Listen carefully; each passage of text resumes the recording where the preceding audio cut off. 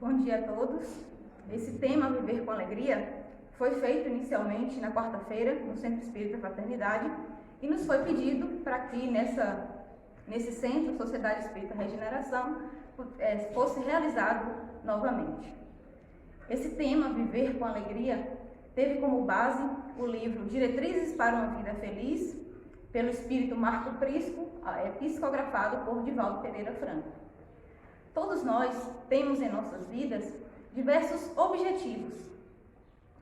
Dentre eles, se não for o principal, com certeza a felicidade está incluso nesses objetivos.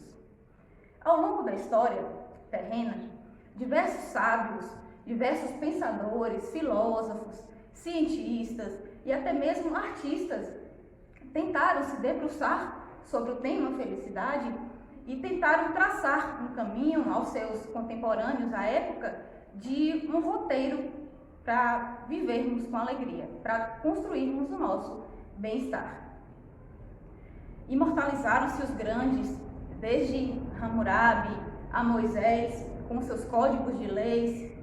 Importantes também foram os ensinamentos trazidos por Lao Tse, por Confúcio, no que diz respeito a uma construção de uma sociedade com base na fé religiosa. Tivemos ainda Pitágoras, com suas reflexões sobre o ser e sobre o destino, com influências desde Aristóteles até Hegel. Tivemos ainda Santo Agostinho, Francisco de Assis. Tivemos também diversos outros pensadores que trataram sobre esse tema. Apesar da importância de todos esses pensadores citados e tantos outros que existiram ao longo da história, nenhum deles conseguiu alcançar Jesus.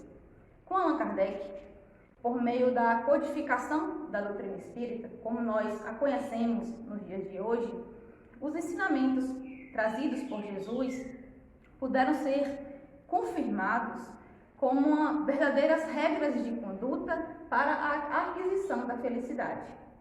Jesus sempre buscou, em tudo que ele fez, exaltar o triunfo do amor, da compaixão, da misericórdia, do perdão, da humildade e uma conduta sempre voltada para o bem do próximo.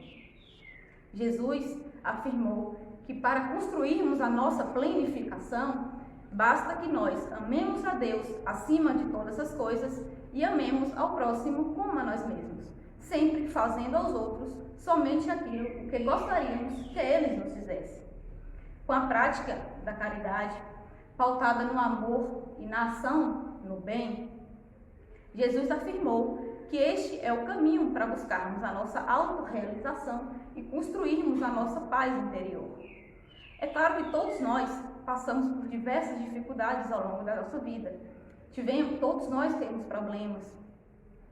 E a dádiva da reencarnação, dada por Deus a nós, é um presente extremamente importante para nós construirmos o nosso próprio bem-estar, na medida em que possamos tirar boas lições de tudo que passamos.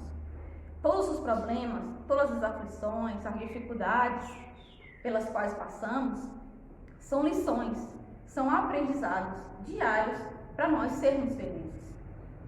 Enquanto nós não construímos essa felicidade plena dita por Jesus, que é a felicidade presente no mundo espiritual, que muitos espíritos elevados a possuem, nós podemos, no mínimo, tentar viver com alegria. Todos os dias, ao acordarmos, é fundamental que nós praticamos a alegria em tudo o que vamos fazer, sempre com imensa gratidão. Nós temos um corpo físico dado por Deus e o fato de nós deambularmos nesse equipamento orgânico nos faz fruir de inúmeras possibilidades de renovação, de esclarecimentos e de reparação dos nossos erros. Nenhum problema possui caráter de punição. Os nossos problemas são, antes de tudo, uma advertência, um aviso de que algo não está bem e, principalmente, de que algo dentro de nós não está bem e que, por isso, precisa ser modificado, precisa ser reparado. Diante das aflições que passamos e diante das situações que não saíram da maneira como gostaria, gostaríamos, é fundamental que nós não adotemos a postura de queixas, a postura de mau humor. Um lutador profissional, por exemplo, ao se ver derrotado em uma determinada luta, não vai desistir de lutar por conta disso. Ele vai buscar treinar mais e se aprimorar para buscar vencer as próximas lutas. E assim o é com a nossa experiência de vida. Cada dificuldade pelas quais passamos deve servir de degrau, de elevação em busca da conquista da nossa felicidade plena. No livro dos Espíritos, existe um capítulo intitulado Felicidade e Infelicidade Relativas. Nesse livro é dito, os Espíritos afirmam que ainda, enquanto vivemos em um mundo de provas e de expiações, nós ainda não conseguimos ser felizes de maneira completa, justamente porque ainda somos imperfeitos. Nós não sabemos lidar bem com os nossos próprios defeitos, muito menos com as dificuldades pelas quais passamos. Ter problemas é sinal de que estamos vivos no corpo físico. Cada experiência vencida promove o lutador. Cada experiência, cada dificuldade que passamos e conseguimos enfrentar nos torna mais felizes. Imaginemos a satisfação que nos dá ao resolvermos determinado problema. E assim deve ser com a nossa vida, rotineiramente. Em tudo o que fazemos, deve ser sempre voltado ao bem do próximo, que obviamente nós também estamos fazendo o nosso próprio bem. Somente não tem problemas aquelas pessoas alienadas, que infelizmente acabam se tornando um problema para os demais. Ter problemas é um sinal de que estamos vivos, porque eles fazem parte do cardápio existencial aqui na Terra, como um mundo de provas e de expiações. Uma vida de rancores, de ressentimentos, de indisposição, é extremamente tóxica para nós mesmos e nos causa diversas patologias, tanto físicas quanto espirituais. Muitos espíritos, ao desencarnarem, acabam vivendo um drama de consciência, ao perceberem que tiveram diversas oportunidades ao longo da sua vida na Terra enquanto encarnado e não terem feito tudo aquilo que estava ao seu alcance. Outros sequer precisam desencarnar para viverem nesse drama de arrependimento, esse drama de consciência. Muitos se arrependem do que poderiam ter feito e não o realizaram. Que nós não sigamos o exemplo dessas pessoas, muitas vezes amarguradas, muitas vezes desencantadas de sua própria vida. Ao acordarmos, que nós possamos ter alegria por uma nova vida que está vindo, um novo dia de oportunidades e de lições, e que nós possamos, ao entardecer, ao final do dia, também agradecer com imensa alegria por toda a riqueza de lições que nós podemos adquirir durante aquele dia. A cada dia é uma nova oportunidade para nós buscarmos a nossa felicidade, sempre pautado no amor ao próximo e na conduta do bem.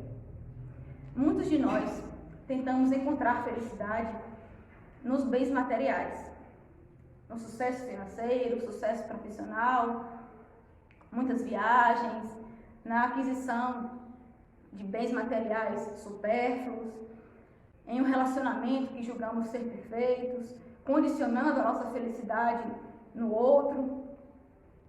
Muitos ainda buscam felicidade na drogadição, no excesso do uso de bebida alcoólica, e outros acabam buscando felicidade na comida. Nós tivemos, dias atrás, acesso a um vídeo nas redes sociais em que a mãe perguntou para sua filha, uma criança, em tom de humor, o que lhe traz felicidade. E a criança respondeu que o que traz felicidade para ela é a comida, porque ela nunca viu ninguém comendo ser triste. Brincadeiras à parte, essa satisfação dada por nós pelo alimento físico é passageira, assim como todas as alegrias, todos os prazeres que os bens materiais nos dão. A comida, por exemplo, vai ser digerida pelo nosso organismo e horas depois nós vamos sentir fome. Porque o verdadeiro alimento espiritual, a verdadeira felicidade, está nas coisas espirituais, está em amarmos a Deus, amarmos ao próximo e sempre buscarmos domar as nossas más inclinações, domar os nossos defeitos e sempre fazer todo o bem que pudermos, da maneira que pudermos. No livro O Poder do Agora, Eckhart Tolle, um escritor alemão que escreve livros sobre iluminação espiritual, consta uma história que é a seguinte: um mendigo, por mais de 30 anos, vivia pedindo sentado numa caixa em um mesmo local. Certo dia, um estranho, ao passar pelo local, foi questionado pelo mendigo que lhe pedia uma esmola. Esse estranho não havia nada para lhe dar naquele momento e se intrigou com aquela caixa em que o mendigo estava sentado, lhe questionando o que haveria dentro daquela caixa. O mendigo lhe respondeu, afirmando que ali não haveria nada de importante. O estranho continuou lhe questionando, perguntando se ele nunca havia aberto aquela caixa. O mendigo continuou afirmando que ali não haveria nada de importante e que para ele não se interessava em abrir aquela caixa tão velha. O estranho continuou e pediu para o mendigo, se puder, abrir aquela caixa. O estranho seguiu o seu rumo e o mendigo ficou intrigado com aqueles questionamentos e, em determinado momento, o mendigo resolveu abrir aquela caixa para ver o que tinha dentro. Ao abrir com muita dificuldade, o mendigo percebeu que dentro daquela caixa havia muito ouro. Isso é uma comparação com a nossa vida. Muitos de nós nos acomodamos com a vida que levamos. Nos acomodamos com os nossos defeitos. Muitos acreditamos, nós temos plena consciência de nossos defeitos e, infelizmente, nós acabamos tomando as mesmas posturas orgulhosas, teimosas e egoístas. E queremos a todo custo encontrar felicidade onde ela não tem. A gente acaba se acostumando também com as migalhas que a vida nos dá. A gente busca aprovação, busca sucesso, nos incomodamos com as críticas e com os julgamentos dos outros, mas a gente se esquece de que o verdadeiro tesouro está dentro de nós mesmos. Nós temos a felicidade dentro de nós. Basta que nós tenhamos o real desejo, a real vontade de buscá-la, de vivenciá-la em tudo o que fazemos. Foi assim que Jesus nos pediu. Em tudo que ele fez, ele sempre fez com muita alegria e com muita gratidão, porque ele internalizava, ele era a felicidade em si. A alegria é a presença de Deus nos nossos corações, assim como Cristo, que foi o nosso maior modelo de alegria aqui na Terra. Enquanto nós estamos encarnados, sempre há oportunidades para tentarmos vivermos com alegria. Cristo afirmou: eu sou o caminho, a verdade e a vida. Ele não usou o verbo no passado. Também não disse que ele será. Deus e Jesus sempre buscou exaltar a presença. Jesus não usou de divagações. Ele, além de externar o que nós deveríamos fazer com as suas pregações, Jesus também seguiu tudo o que ele falava. Ele foi o nosso maior exemplo. A eternidade dos ensinamentos passados por Cristo vai permanecer. Cristo não significa tempo. Tamanha a sua importância, realmente ele acabou marcando um tempo na história, antes de Cristo e depois de Cristo. Só que o que ele sempre quis dizer, sempre quis exaltar, que sempre há tempo de sermos felizes.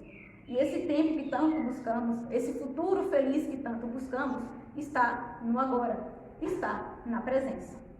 Ressignificando essa frase dita por Jesus, nós podemos ampliá-la da seguinte maneira: eu sou o caminho, eu sou a verdade, eu sou a divina presença, eu sou a vida eterna, eu estou dentro de você. Estou aqui. Eu sou o agora.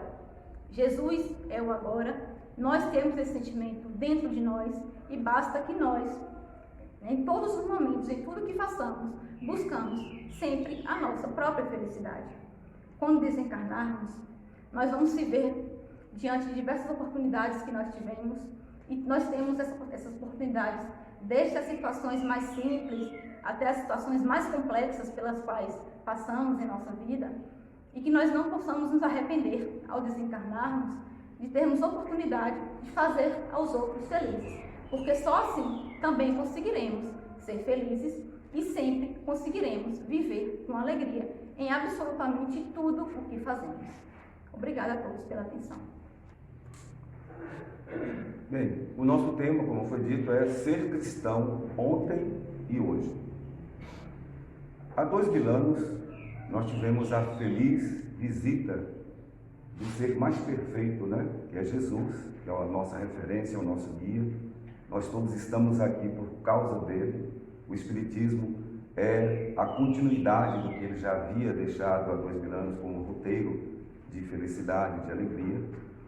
E, como foi dito agora por Letícia, ele simplesmente marcou o tempo. Ele chegou, parou tudo e começou uma nova era, essa era da espiritualização. E quando ele veio, o que ele nos trouxe como lição foi chamado de Boa Nova, no grego Evangelion. Boa Nova no sentido de que foi uma notícia feliz, alegre que ele trouxe. Ele trouxe para o mundo a esperança, trouxe um roteiro seguro para que todo mundo possa justamente construir a sua paz interior. Nesse sentido, nós vamos verificar que quando ele trouxe essa boa notícia, nem todos receberam como boa notícia. Foi muito estranho o que aconteceu. Ele veio, enviado diretamente por Deus, saindo do plano espiritual mais elevado, para nos mostrar como ligarmos a Deus e assim sermos todos harmonizados com o universo, com as forças mais nobres que compõem o próprio universo criado por Deus. Mas as pessoas estranharam, tanto que nós assistimos o que aconteceu com Jesus. Foi perseguido pelos religiosos, foi perseguido pelos políticos, foi perseguido pela população, e até mesmo aqueles a que ele convidou pessoalmente para apresentar essa boa nova, o traíram no momento extremo de um testemunho que ele deu, sendo assassinado, crucificado, sem nunca ter feito mal algum, debaixo do aplauso de toda uma multidão. Então, o ontem foi assim. A boa notícia não foi bem recebida. Jesus, inclusive, quando estava no extremo da cruz, ele, observando a ignorância espiritual de que não perceberam o que ele veio fazer, o que ele veio trazer como roteiro de alegria, ele acabou pedindo perdão a Deus, como nós vimos, no processo histórico. Ele disse: Pai, perdoa-lhes, eles não sabem o que fazem. De certo modo, ainda hoje, depois de 2000 anos, Jesus talvez teria que continuar a pedir a Deus que nos perdoe a ignorância de não termos ainda colocado em prática para o nosso próprio bem o que ele houvera ensinado. Mas o cristão que tentou fazer alguma coisa, depois que Jesus ressurgiu após a crucificação, ele ainda ficou muito tempo reaparecendo, incentivando para que as pessoas tentassem fazer algo em relação à proposta do Evangelho. Os Atos dos Apóstolos no Novo Testamento fala de inúmeras reuniões que aconteceram ali e que Jesus se fazia presente, tentando reanimar as pessoas para que buscassem seguir o roteiro que ele havia indicado em nome de Deus. E alguns tentaram. E aí o movimento cristão, nos primeiros 70 anos, foi crescendo, debaixo de uma grande perseguição, através do Império Romano. E, à medida que se via o número de adeptos aumentar, a perseguição aumentava na mesma proporção. Os cristãos, então, para se reunirem, para estudarem, meditarem sobre o que Jesus havia ensinado, eles tinham que se encontrarem às escondidas. Mas a perseguição foi tão grande que os soldados faziam planos para localizar os pontos onde os cristãos se reuniam, clandestinamente, entre aspas, e assim tivemos a maior carnificina da história humana sobre os primeiros cristãos, os cristãos de ontem, os que resolveram levar adiante o que Jesus havia proposto, pagaram com a vida. Tem uma situação que está no livro Boa Nova, contado por Humberto de Campos, em que uma das cenas mais marcantes da história humana se deu justamente num dia em que o Império Romano havia conseguido prender o maior número de cristãos.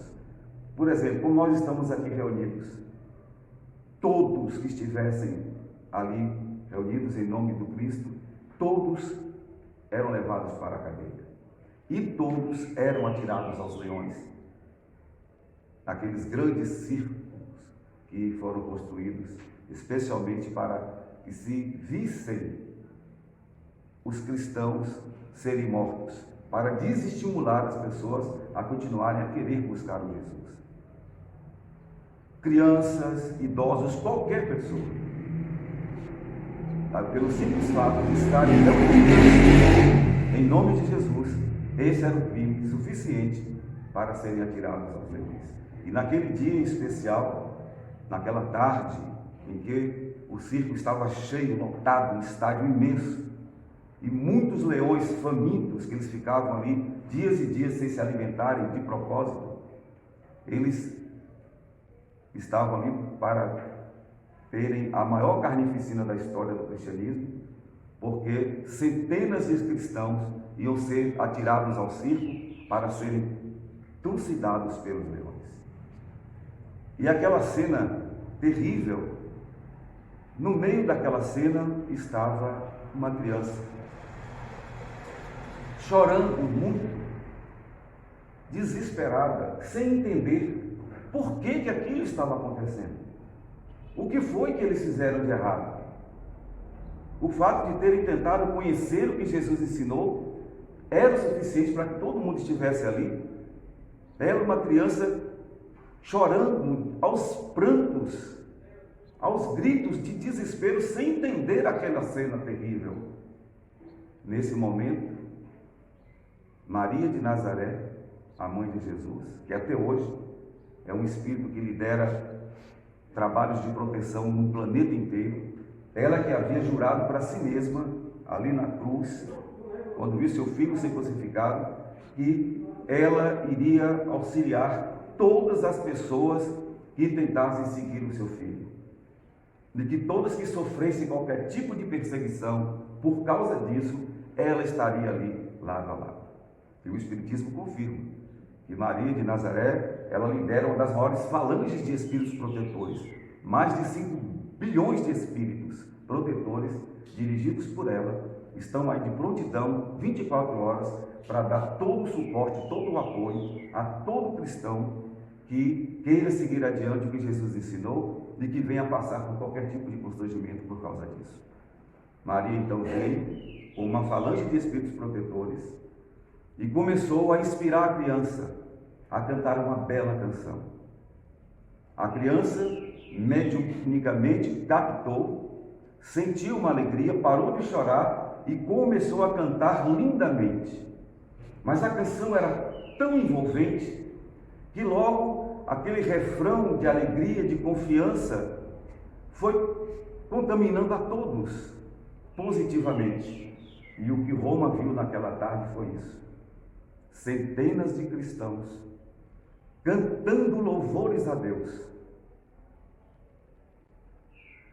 agradecidos por aquele momento. Os leões fizeram a parte deles, trucidaram todos os cristãos, e Maria, junto com todos os protetores, conduziu todos aqueles seguidores de Jesus para lugares belíssimos, e eles não sofreram um mínimo de dor. Foram anestesiados espiritualmente com fluidos magníficos de amor e misericórdia, e eles nem perceberam o que foi que os leões fizeram. E o que ficou para trás foi aquela cena de corpos rasgados e sangue por toda parte. E o povo gritando de alegria por verem aquelas cenas. Muitas vezes que a gente se emociona, porque a gente tem a plena noção que muitos de nós, inclusive, provavelmente estivemos ali naquela plateia, aplaudindo, vendo a cena dos cristãos serem perseguidos. A nossa emoção até é muito mais nesse sentido, de que provavelmente ali também estaríamos lá na plateia, assistindo aquela carnificina. Mas essa cena belíssima vem se repetindo sempre. Mas uma coisa que o Espiritismo nos ensina, o cristão de hoje não precisa mais pagar com a vida. Não existe mais perseguição nesse nível de alguém ser condenado à morte, ou à fogueira, ou ser atirado aos leões, ou qualquer outro tipo de punição por ser cristão. Porque hoje, o único sacrifício que nós temos a fazer é o sacrifício de nos transformarmos intimamente, de travarmos uma grande luta, um grande combate para domar as nossas imperfeições, para levarmos a sério tudo que Jesus ensinou, que Letícia discorreu aqui, sobre o roteiro, o que devemos fazer. É tudo muito simples, é muito objetivo, muito claro. Então a doutrina espírita nos fala exatamente isso. No Evangelho segundo o Espiritismo, o espírito Sanson, que foi um dos membros da Sociedade Parisiense de Estudos Espíritas, instituição fundada por Allan Kardec, na França, ele, depois de desencarnado, ele foi um dos colaboradores de Kardec, ele enviou uma mensagem que foi anexada no Evangelho segundo o Espiritismo, testemunhando o seguinte, que nós devemos cristianizar o Espiritismo. E se a gente fizer isso, nós vamos fazer exatamente o que Jesus pediu que fizéssemos. Não iríamos perder um dia da nossa existência, porque iríamos nos ocupar todos os dias de fazermos os outros felizes. É esta a grande síntese que a gente tem a dizer sobre o que é ser cristão hoje. O pagamento é esse, é o sacrifício pessoal na luta para a sua autotransformação. E concluindo, eu vou deixar aqui uma frase que faz parte de uma canção que é chamada de O Hino dos Espíritas. E essa frase diz o seguinte, é a parte final dessa canção, que a nossa alegria é o bem do Evangelho, que vibra e contagia da criança ao velho. Mesmo entre perigos, daremos as mãos, como bons amigos, como bons cristãos. Então, nesse período que estamos vivendo na Terra, esses perigos que surgem devem nos fazer animar e tomados de alegria, de prazer imenso espiritual, que a gente se una cada vez mais para fazermos os outros felizes. Como disse Cláudio aqui na prece inicial, a união faz a força. Então agora nós podemos nos reunir livremente, sem perseguidores, para juntos darmos um grande exemplo de amor, de fraternidade, procurando socorrer, ajudar todas as pessoas que atravessam o nosso caminho. Muito obrigado a todos pela respeitosa atenção.